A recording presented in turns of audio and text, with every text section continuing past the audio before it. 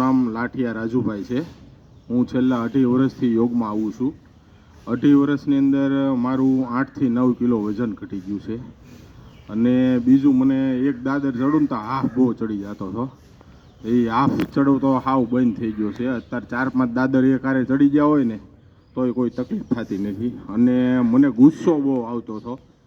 સાંજે હું ઘરે આવું ને એટલે મને કોઈ વતાવે નહીં, નકર ગમે એ વતાવે ને એની હારે બાંધણ થઈ જાય, એટલો ગુસ્સો આવતો હતો। એની જગ્યાએ અત્યારે હાવ બંધ થઈ ગયો છે ગુસ્સો, મગજ એકદમ શાંત થઈ ગયું છે।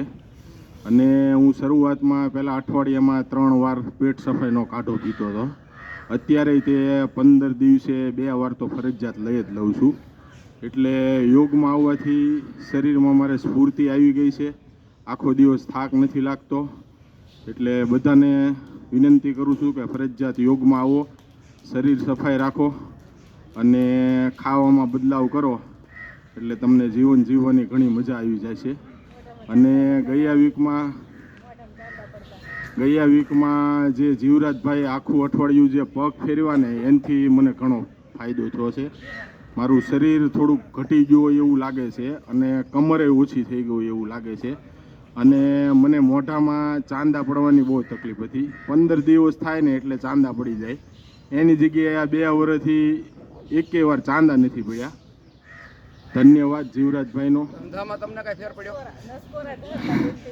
નાખોરા બહુ ઢહડતો હતો, રાતે કોઈને સુવા નહોતો દેતો, એની જગ્યાએ હાવ બંધ થઈ ગયું છે। ઓમ ધંધામાં કઈ ફરક પડ્યો?